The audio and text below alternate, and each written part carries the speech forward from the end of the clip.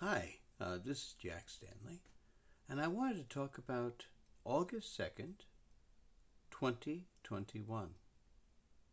This is the 100th anniversary of the passing of Enrico Caruso, perhaps the most well-known operatic tenor, perhaps outside of Luciano Pavarotti.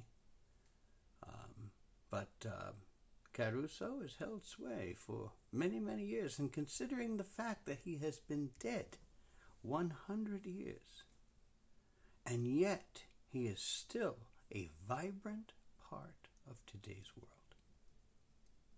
So many people who are 25 years old know who he is.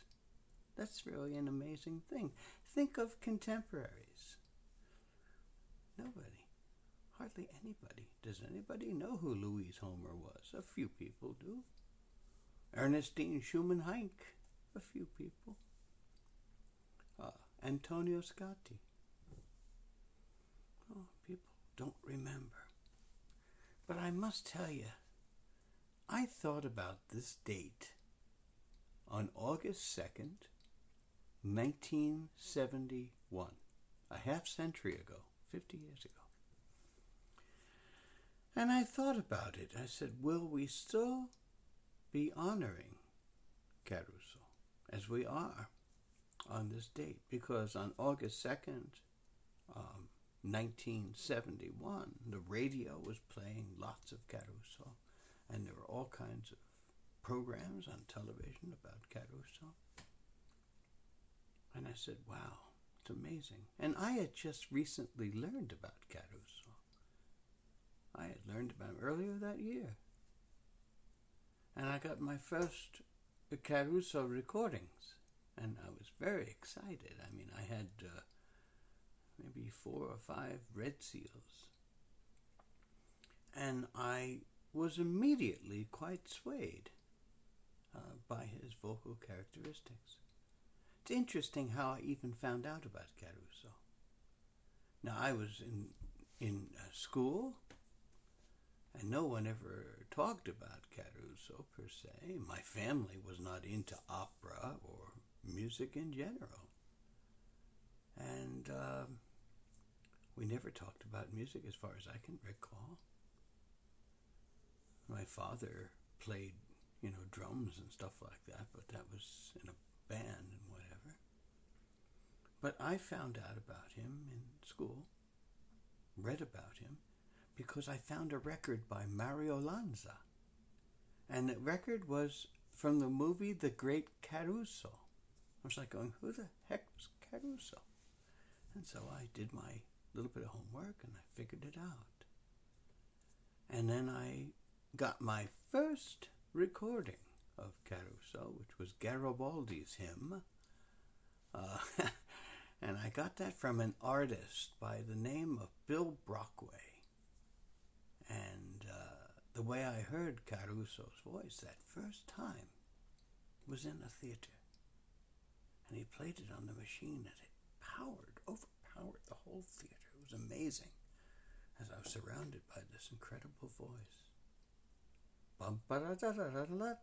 Garibaldi, and so I got pretty hooked and started to look and try to collect Caruso recordings, and I assembled a pretty good collection after a while.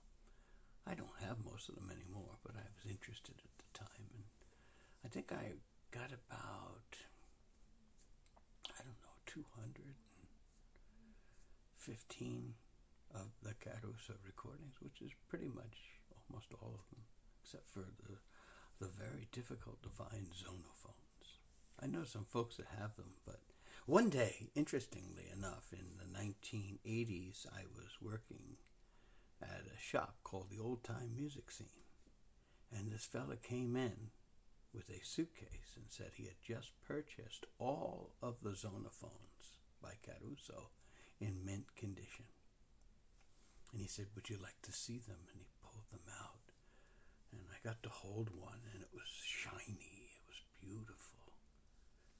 And that's about as close as I guess I'll ever get to one, tell you the truth, because they're they're just too difficult to get, and I'm happy to listen to the recordings of them at this point. But think about Caruso. Think about how he has influenced music. Think of how he has influenced the recording industry and still influences the recording industry. Caruso 2000, when the 21st century was coming into its own, the year before 2000, which is the end of the 20th, when the 21st century was starting, we had these recordings with I think it was a symphony orchestra, I don't remember which one, but they were playing with a enhanced voice of Caruso, and it was really quite incredible to hear. And it's amazing if you think about it. He made his first recordings in 1902, which next year will be the 100th anniversary of his first recordings. So he has dominated the 20th century in the field of opera.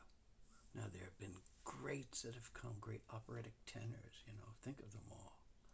It's countless, Corelli and Pavarotti and Björling and Nicolai Getta and Jan Pearce, Richard Tucker, and I'm only mentioning a few because there's a lot of them. But he influenced them all. He was the voice that changed the whole idea of opera for the masses. And he also he became a different type of singer. He sang totally differently. And what was most unique was the fact that before Caruso, if you listen to operatic tenors, they sang in a slightly different style. But he changed it. And the interesting thing is that we have followed that change, improved it in certain ways. But the basic idea of how he sang a lot of the music is still very much in our focus today. And you think what he recorded on cylinders, he recorded on discs. He never recorded anything electrically with a microphone. Everything was done by horn. And that's an important thing to remember as well when we think about Caruso. When people sit there and say, but if you listen to the recording of blah, blah, blah against him, listen to the difference in the sound. You can't compare. Because when you sang acoustically, it was like singing through a garden hose. Basically like this. This is basically what it does to the voice. It changes its entire tone. He had the kind of voice that carried through a lot of that, but still so much is missing. Now, with all this computer enhancement, we make it sound like he might have sounded. We don't know. The field of human memory is gone with him. I remember once I understood who Caruso was, I started finding people who had heard him and asked them questions. I talked to lots of people and they had various descriptions of the way he sang. They also had amazing reminiscences of things dealing with him. Few people mentioned the fact that the Metropolitan Opera he would sing, over there for World War I. I talked to a lady who was at the Brooklyn Academy of Music when he was spitting up blood just toward the end of his career. She said it was horrible. She said we were screaming in the audience. By the time it became almost, it wasn't a performance, it became this frightening, satirical play because here was this tenor singing gloriously with the blood all down his chest. Frightening. And of course, Christmas Eve, 1920, was his last performance. And then he started his frightening series of issues with whatever it could possibly pleurisy, possibly cancer. Nobody seems to totally know. And it's 100 years ago now. Medical science has changed. Had penicillin been around, I'm sure that might have helped a lot, maybe. Who knows? But it's fascinating for me to have spent a half century now, in study of Caruso and learning about him and collecting his recordings and talking about him at times. And I know I'm kind of rambling here over various things, but, this doesn't happen too often, and I'm not going to be here for the 150th anniversary, I promise you. And so I wanted to get a lot of this off my chest. Think of all of the recording mediums Caruso has been on. He's been on every one.